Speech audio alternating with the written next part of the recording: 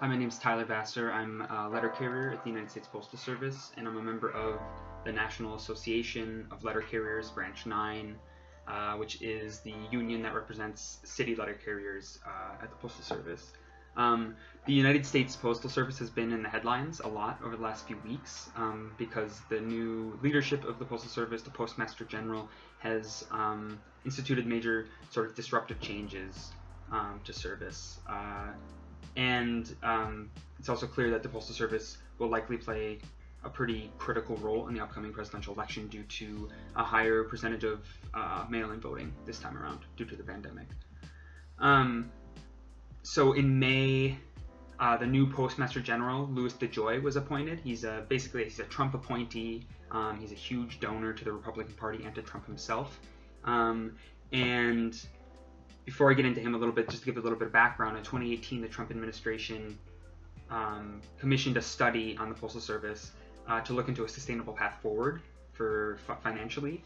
And basically, the study came away just saying the only way to save the Postal Service is to privatize the Postal Service, raise prices, and attack the wages and benefits of the workers, meaning going after the unions.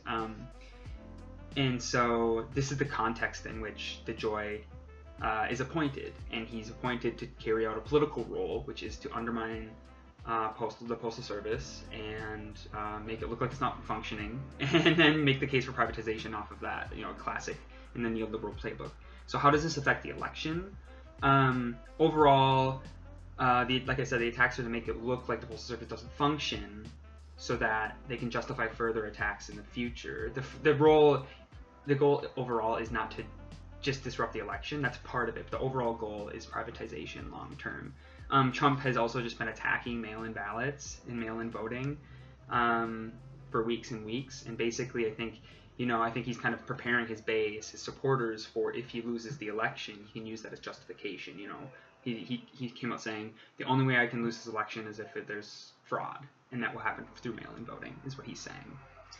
And I think, as socialists, this is a clear attempt at voter disenfranchisement, and as socialists, we need to fight for voting rights and fight against voter disenfranchisement, because that would especially affect working class people, people of color, and poor people overall. And a big part of the Black freedom struggle in the 50s and 60s was voting rights, and even today, that's still a part of it, fighting voter disenfranchisement.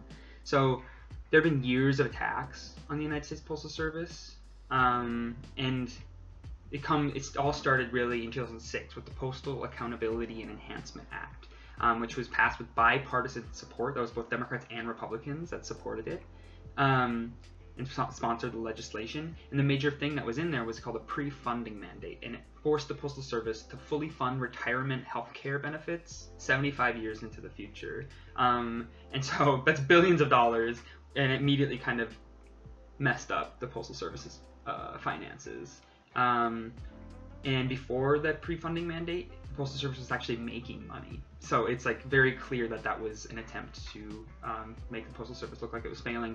And the Postal Service is a crucial service for a huge part of the working class in the United States, including retired people, disabled people, people living in low-income neighborhoods, as well as people living in rural areas. Most delivery services don't just deliver to rural areas because it's not profitable.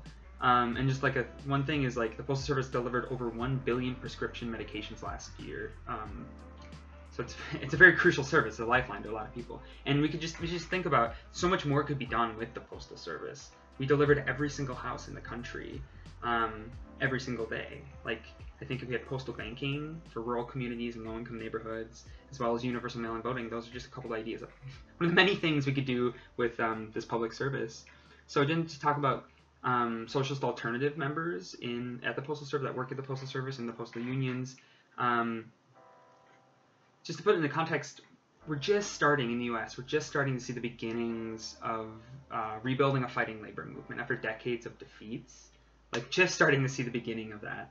And as socialists in our unions, we need to be looking for any way to connect our coworkers, our union brothers and sisters, to any existing struggle. And so, we're always, I think, should look for ways to connect people and build a fight back against privatization. But sometimes, what happened this summer is you don't always choose. Things happen, and we need to orient to them and orient the workplace to them. our coworkers and stuff. And that happened during the Minneapolis uprising after the murder of George Floyd at the hands of the Minneapolis Police Department. 2 post offices were burned to the ground in those protests because they were right next to police stations. And I organized, as well as other SA Socialist Alternative members in the postal unions, we organized with our coworkers to have a press conference in front of one of the burned down post offices, and we said, you can rebuild a post office, but you cannot bring back the life of a man who was murdered by the police. Like, let's be clear what this movement is about.